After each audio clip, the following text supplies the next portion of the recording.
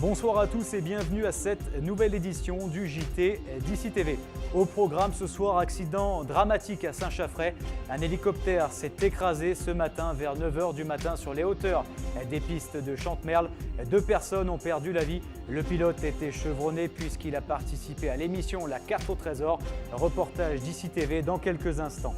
Un nouvel album de prêtres issus des Hautes-Alpes. Vous connaissiez les prêtres chanteurs. Bienvenue au prêtre de Veynes, Éric Blanchard. Il sera produit comme d'habitude par Monseigneur Di Falco et TF1. Un album entièrement consacré au piano. On y revient dans quelques instants. Et puis zoom en fin de journal sur une projection unique à Embrun. Ça s'est passé dimanche au cinéma Le Rock avec le film documentaire sur le fil de Darwin. Un documentaire unique pour une expédition impressionnante. Une occasion de voir sur grand écran la première traversée de la cordillère de Darwin au Chili. Mais pour l'heure, votre météo de ce mercredi avec les éclaircies qui sont encore de la partie. Allez, avant de développer votre journal, place à votre traditionnelle image du jour. Ce soir, elle est consacrée au top départ des journées pour les droits des enfants. Réunion aujourd'hui au Conseil général avec la liste des animations, beaucoup d'animations, dont un flash mob prévu dans les collèges. La liste de ce programme est à retrouver sur dici.fm. Saint-Chaffray et les Alpes du Sud en deuil. Ce matin, un terrible accident d'hélicoptère s'est produit. 2 personnes ont perdu la vie sur les hauteurs de Chantemerle. Alors, le pilote était chevronné puisqu'il avait participé à l'émission La Carte au Trésor. Alors, que s'est-il vraiment passé ce matin? Élément de réponse avec ce reportage sur place d'ICI TV. Il était environ 9 h du matin quand un hélico s'est écrasé à l'orée du bois de Serratier. Les 2 occupants sont morts sur le coup. Temps calme, peu de vent, les circonstances de l'accident restent floues. C'est très difficile à dire à l'heure qu'il est, puisque en tout cas l'appareil qui était un écureuil B3 était très récent, puisqu'il n'avait que 400 heures de vol. Le pilote était quelqu'un de très expérimenté, qui avait plus de 10 000 heures de vol. Donc c'est difficile aujourd'hui, à l'heure qu'il est, de donner une explication. L'hélicoptère effectuait des travaux de maintenance sur un télésiège. Les pales auraient alors heurté des câbles, entraînant sa chute. D'après le Dauphiné libéré, Pascal Oliviero, l'une des 2 victimes, était notamment l'un des pilotes de l'émission La Carte au Trésor, diffusée sur France 3. Bien connu dans la région, ce pilote était un habitué de ce genre d'opération. Ça nous a surpris, au départ je ne connaissais pas l'identité du pilote et de son copilote, mais quand on m'a annoncé les noms, ça m'a très surpris. C'était quelqu'un, je veux dire, qui dans le domaine des hélicoptères avait une certaine renommée et un certain professionnalisme qu'on ne peut pas mettre en doute. Les travaux de dégagement ont duré toute la journée. Une enquête est en cours pour déterminer les circonstances exactes de l'accident. Hors de question de fermer les stations du Kéra.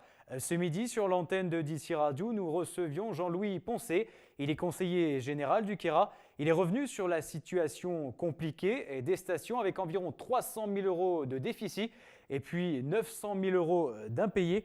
Alors une étude de repositionnement vient d'être décidée. Au micro de Jean-Marc Passeron, Jean-Louis Poncé a tenu à expliquer la situation au public. Pour lui, la population doit savoir quels sont les efforts encore à fournir. Écoutez-le. Je pense que le Kéra est loin d'être à l'agonie. Ce que je veux dire, moi j'entends, quand je parle de gravité de situation, c'est que je veux faire remarquer au Kéra 5 qu'on est dans une situation critique.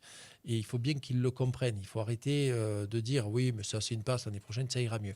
Non, l'année prochaine ça va plus mieux, ça va de moins en moins. Et il faut qu'on ait une réactivité, tous autant qu'on est Kérassin, pour arriver à justement surmonter cette épreuve que toutes les stations peuvent avoir un jour ou l'autre. On a vu Risoul, on a vu donc, voilà, mais on y arrivera et j'en suis convaincu. Le maire de Baratier, Jean Bernard, a refusé la médaille d'officier du mérite agricole. Il n'est pas du tout d'accord avec la politique menée par le ministre de l'Agriculture, notamment en ce qui concerne le loup. Pour lui, le pastoralisme et le loup sont incompatibles. Jean Bernard souhaiterait voir le canidé entièrement en parquet. Écoutez-le. Je ne cautionne pas la politique du ministre de l'Agriculture et de l'Europe en général sur le pastoralisme et la présence du loup dans nos alpages. Donc je sais que le fait de refuser cette médaille n'aura pas une grande importance au niveau national, bien loin mais cependant je tenais à marquer le coup du fait que je trouve qu'il Il faut préserver nos alpages et les jeunes ne méritent pas la présence de ce prédateur. La solution, je pense qu'il faudrait trouver des parcs à loups ou enfermer les loups. Moi, j'adore la nature, j'ai rien contre le loup, mais le loup et le pastoralisme ne vont pas ensemble. Il faudrait peut-être trouver des alpages où il n'y a plus de bêtes aujourd'hui, essayer de les parquer, comme ça se fait, je crois, en Lozère. Mais le loup est d'abord pas une espèce en disparition, et je crois qu'il est temps que ça s'arrête. Je pense qu'un jour, il va y avoir un drame. Y aura-t-il un nouveau prêtre haut alpin en haut de l'affiche? Évidemment, vous connaissez les prêtres chanteurs avec notamment Charles Truche qui officie régulièrement sur notre antenne. Eh bien, Monseigneur Di Falco a décidé de prendre sous son aile Éric Blanchard. Le prêtre de Veynes, il donne régulièrement des concerts au piano pour l'UNICEF. Un album produit par TF1 pourrait sortir au courant de l'année 2014, notamment pour Pâques. Écoutez Éric Blanchard. En fait, alors je suis déjà passé en studio d'enregistrement, je vais y retourner, et puis il y a un autre projet qui est très beau, voilà, qui me tient à cœur. Notre évêque Jean-Michel Di Falco Léandri, donc évêque de Gap et Embrun, a écrit un chemin de croix extrêmement humain, très simple, très touchant, une sorte de chemin de croix qui peut être compris de tous aujourd'hui, donc très actualisé. Et l'idée, le projet que porte TF1, ce serait donc d'écrire entièrement la musique qui viendrait éclairer un peu ce chemin de croix écrit par notre évêque. Ça, c'est un projet qui me tient vraiment à cœur. Alors j'espère qu'on va pouvoir avancer rapidement, se retrouver tous les deux en studio et donner la maquette à la production. Et oui, ça devrait aller vite ensuite. Un documentaire exceptionnel était diffusé toute la journée de dimanche à Embrun, au Roc, sur le fil de Darwin. Une occasion de voir pour la première fois sur grand écran la traversée de la cordillère de Darwin au Chili. Un exploit signé par le groupe militaire de haute montagne et réalisé par Jeanne Dolsanery. Reportage sur place d'Olivier Milleville. Ce 10 novembre, au cinéma Le Roc à Embrun, on se précipite pour obtenir sa place. 2 séances sont prévues pour le film Sur le fil de Darwin, un documentaire exceptionnel sur une expédition hors du commun. Sébastien Rattel, l'un des acteurs de ce film, est venu le présenter. Les 2 séances affichent complet, au total, près de 400 personnes. Oui, c'est sûr qu'on est dans les Alpes, au cœur d'un massif. Donc les gens sont un peu tournés vers la montagne. C'est peut-être aussi pour ça qu'il y a du monde. Vous êtes venus pour voir les images de la première traversée de la cordillère de Darwin. Vous voyez, c'est hyper bien expliqué dans le film. Voilà, donc nous, c'est le groupe militaire de haute montagne à Chamonix. On est 10 bonhommes. Donc moi, j'ai eu la chance de participer à cette expédition. Et Max, qui est le dernier arrivé au groupe, il est arrivé il y a à peine 3 mois. Donc voilà, une partie de l'équipe qui va vous présenter ça ce soir. Je vous laisse regarder le film, voyager un peu, et puis après on se revoit pour les questions, discuter tous ensemble. Quand on s'est lancé dans cette traversée, dans le projet de la traversée, on savait que la probabilité de réussite était faible, étant donné que tous les gens qui ont tenté ce challenge avant ont échoué. Dès le début du film, le décor est planté. Les paroles sont fortes et témoignent de la manière la plus humaine, l'exploit surhumain de ces hommes qui ont décidé un jour de traverser la cordillère de Darwin en terre de feu. 6 alpinistes français membres du GMAHM viennent en 2011 de réaliser une première mondiale, là où de nombreuses expéditions internationales ont échoué. Plongés dans les 50e hurlants, ces 6 alpinistes militaires vont traverser en 30 jours 250 km au travers de glaciers inviolés avec 75 kg sur le dos. Une aventure qui compte dans la vie d'un homme. Tout ce qu'on a fait nous coûtait. La journée, on l'a passée en cordée à 30 mètres, souvent la peur au ventre. On s'est vraiment senti constamment sous pression, quoi. Je pense que la motivation, voilà, c'est de parcourir une terre vierge. Finalement, c'est assez rare dans la vie, l'opportunité dans la vie d'un homme. C'est une opportunité assez rare. Et après, quand on est sur place, finalement, les conditions étaient tellement difficiles qu'on l'oublie un peu, paradoxalement. On pense déjà vraiment à faire notre traversée sans vraiment réaliser ce qu'on est en train de faire. Il y a eu quelques jours sur un ou 2 sommets où il y a eu du beau temps, où là on réalise vraiment, c'est un sommet vierge, voilà, c'est une première. Mais c'est vrai que souvent on a été tellement focalisé sur notre objectif et notre ligne d'arrivée qu'on a peu profité au jour le jour d'être les premiers à parcourir ces terres.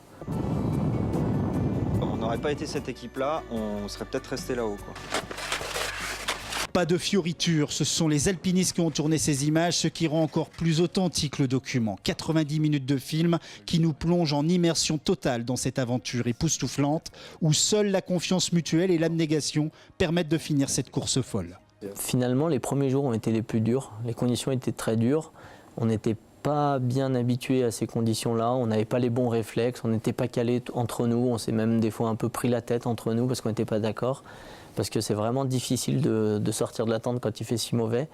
Et finalement, après, on a trouvé notre équilibre, on a trouvé notre fonctionnement de groupe et la mayonnaise a pris et chaque jour ça allait mieux. Mais les premiers jours, finalement, c'est là où on a le plus failli faire demi-tour.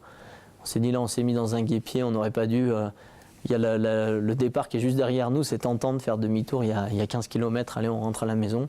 Et finalement on a tenu bon et on a eu raison. Message reçu pour le public venu nombreux, à la sortie, ils sont unanimes. J'ai adoré, c'était extraordinaire, vraiment. Moi j'ai eu très peur au début. Et le stress qui montait. Très impressionnant, très fort. Qu'est-ce qui était impressionnant?